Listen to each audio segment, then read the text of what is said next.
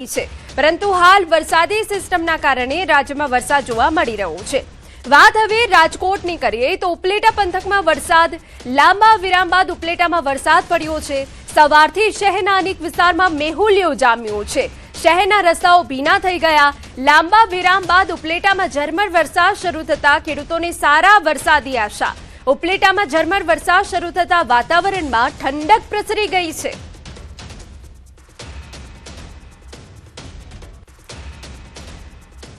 ગીર સોમનાથના તાલાલામાં વરસાદ પડ્યો છે। લાંબા વિરામ બાદ તાલાલામાં પણ વરસાદ પડ્યો।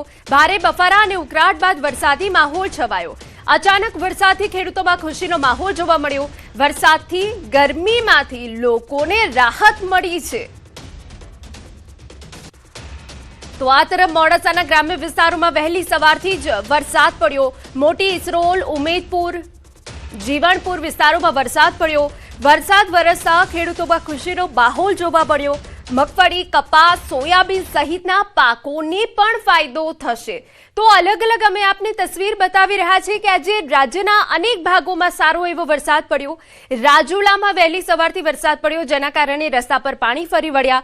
ઉપલેટામાં સારા વરસાદના કારણે ખેડૂતોમાં ખુશીનો માહોલ છવાયો। ગીર સોમનાથમાં વહેલી સવારથી વાતાવરણ પલટાયું અને ભારે વરસાદ પડ્યો, જેના કારણે વાતાવરણમાં ઠંડક પ્રસરી ગઈ હતી। મોડાસાના અલગ અલગ ગ્રામ્ય વિસ્તારમાં મેહુલિયો જામ્યું છે। સમાચાર મળી રહ્યા છે કે સપ્ટેમ્બરથી ફરી તોફાની રાઉન્ડ શરૂ થવાનું છે। 28 ઓગસ્ટથી ધોધમાર વરસાદી આગાહી વ્યક્ત કરાઈ છે। ભારે વરસાદી ત્રણ આગાહીકારોની આગાહી છે।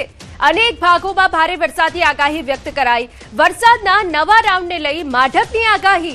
વિવિધ હવામાન પ્રણાલી જ્યોતિષના આધારે આગાહી કરાઈ છે। ઓગસ્ટના છેલ્લા સપ્તાહથી ફરી વરસાદી ગતિવિધિ સંભવ। સપ્ટેમ્બરના પહેલા સપ્તાહમાં પણ રહી શકે વરસાદ। 25 ઓગસ્ટથી રાજ્યમાં સારા વરસાદી આગાહી છે। આ સિવાય 28 ઓગસ્ટથી 2 સપ્ટેમ્બર ભારેથી અતિભારે વરસાદ સંભવ છે। હવામાન નિષ્ણાંત અંબાલાલ પટેલની મોટી આગાહી છે। 28 ઓગસ્ટ બાદ સૌરાષ્ટ્રના વિવિધ ભાગમાં વરસાદની શક્યતા છે। સપ્ટેમ્બરની શરૂઆતમાં અરબ સાગરમાં સિસ્ટમ સક્રિય થશે। 6 થી 9 સપ્ટેમ્બરમાં સારો એવો વરસાદ પડી શકે છે। जो सिनाप्टिक सिस्टम्स हैं गुजरात स्टेट के आसपास, जिनके कारण आज और कल के लिए हैवी रेनफॉल की वार्निंग है, उनमें एक well mark low pressure area है जो कि साउथ ईस्ट झारखंड नेबरहुड पे अभी भी बना हुआ है। आने वाले 2 दिनों के लिए गुजरात रीजन के लिए हैवी रेनफॉल की वार्निंग है और आज और कल के लिए थंडरस्टॉर्म की वार्निंग है। આ સાયક્લોનિક સર્ક્યુલેશન વધુ મજબૂત થઈને ડિપ્રેશનમાં ફેરવાશે અને આ ડિપ્રેશનની મજબૂતાઈ કે ભારને કારણે મોન્સૂન ટ્રફ લાઇન તારીખ 25 ઓગસ્ટથી ગુજરાત તરફ ઝૂકવા માંડશે અને તારીખ 28 ઓગસ્ટ સુધી નીચે તરફ એટલે કે ગુજરાત તરફ સતત ગતિ કરશે। 28 ઓગસ્ટથી 1-2 સપ્ટેમ્બર દરમિયાન લગભગ ગુજરાત ઉપર જ આ મોન્સૂન ટ્રફ લાઇન રહેશે, જેથી 28 ઓગસ્ટથી 2 સપ્ટેમ્બરના સમયગાળામાં ભારેથી અતિભારે વરસાદ થવાની સંભાવના રાજ્યમાં રહેલી છે। ગણેશ ચતુર્થીના જે દિવસોમાં જ વરસાદ સારો થવાની શક્યતા રહે છે। લગભગ સપ્ટેમ્બરના 8, 9, 10 સપ્ટેમ્બરથી 13, 14, 15 સપ્ટેમ્બર વચ્ચે વરસાદ થવાની શક્યતા રહેશે।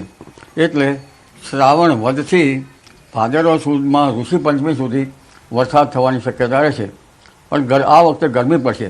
અંબાજીના ડુંગરાળ વિસ્તારમાં પણ વરસાદ થવાની શક્યતા રહેશે અને અનંત ચતુર્દશી ગણેશ વિસર્જન ટાણી પણ વરસાદ થવાની શક્યતા રહેશે। ભાદરવી પૂનમના પહેલા આસપાસ પણ વરસાદી ઝાપટા પડવાની શક્યતા રહેશે। સમાચારમાં વાત હવે કુદરતી આફતની કરીએ તો અમેરિકામાં લાલા વાવાઝોડાનો કહેર હવાઈ આઇલેન્ડ પર તોફાન મચાવ્યું।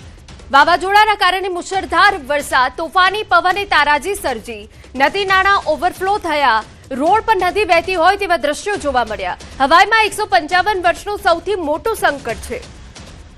40,000 ઘરમાં વીજળી ગુલ થઈ ગઈ, 2.1 લાખ લોકો પ્રભાવિત થયા, 120 કિલોમીટરની ઝડપે હવા ચાલી, ભારે પવનના કારણે દરિયામાં તોફાની મોજા પણ ઉછળ્યા, 1871 બાદ હવાઈ આઇલેન્ડ પર વાવાઝોડું ત્રાટક્યું છે, પરંતુ 2.1 લાખ લોકો આનાથી પ્રભાવિત થયા છે. 120 કિલોમીટરની ઝડપે ભારે પવન ફૂંકાયા હતા, જેના કારણે અનેક વૃક્ષો ધરાશાયી થઈ ગયા, માર્ગો પ્રભાવિત થયા હતા. આપને જણાવી દઈએ, 1871માં એવું વાવાઝોડું આવ્યું હતું અને તે બાદ હવે આવ્યું છે, એટલે ભારે તબાહી લઈને આ વાવાઝોડું આવ્યું છે. આ તરફ જાપાનમાં ભારે વરસાદે ભારે તબાહી મચાવી છે. પૂર્વ જાપાનના ચીબા વિસ્તારમાં પડેલા અતિભારે વરસાદના કારણે પૂર જેવી સ્થિતિ સર્જાઈ છે. ભારે વરસાદના કારણે અત્યાર સુધીમાં 9 લોકોના મોત થયા હોવાની માહિતી સામે આવી. મુશળધાર વરસાદના કારણે અનેક વિસ્તારોમાં પાણી ભરાઈ ગયા, રસ્તાઓ, રેલવે સેવાઓ ખોરવાઈ છે, અનેક સ્થળોએ વીજ પુરવઠા પણ બંધ થઈ ગયા હતા. નરીતા એરપોર્ટ પર હજારો મુસાફરો ફસાયા હતા.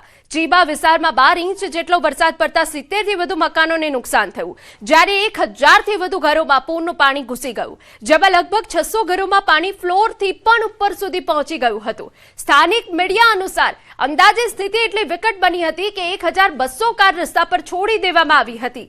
જાપાનમાં હાલ બચાવ અને રાહત કામગીરી ચાલી રહી છે અને અસરગ્રસ્ત વિસ્તારોમાં લોકોને સાવચેત રહેવા માટે સૂચના આપવામાં આવી છે.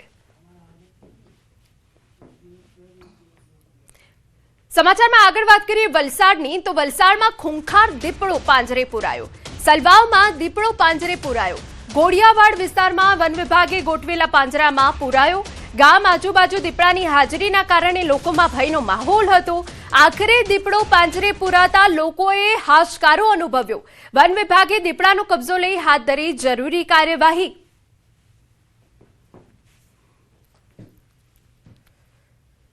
સમાચારમાં આગળ વાત કરીએ, નવસારી બસ ડેપો નજીક અકસ્માતની ઘટના બની. એસટી બસ અડફેટે એકનું મોત થઈ ગયું. વાપીથી કાલિયાકુવા જતી એસટી બસ ચાલકે ડેપોમાં વળતી વખતે સર્જ્યો અકસ્માત. ડેપોમાં પ્રવેશતી વખતે અચાનક રસ્તા પર આવેલા ભિક્ષુકને બસે અડફેટે લીધો. બસનું પાછલું ટાયર ફરી વળતા ભિક્ષુકનું ઘટના સ્થળે કમકમાટી ભર્યું મોત. ઘટનાની જાણ થતાં નવસારી ટાઉન પોલીસ અને ડેપો મેનેજમેન્ટનો સ્ટાફ ઘટના સ્થળે પહોંચ્યો. પોલીસે મૃતદેહને પોસ્ટમોર્ટમ માટે સિવિલ હોસ્પિટલ ખસેડી વધુ તપાસ હાથ ધરી છે. સમાચારમાં આગળ વાત કરીએ, નવસારીના ગણદેવીમાં ધ બર્નિંગ કારના દ્રશ્યો સર્જાયા. નેશનલ હાઈવે 48 પર લક્ઝરી કાર સળગી. દુવાડા ગામ પાસે કારમાં આગથી નાસભાગ મચી ગઈ.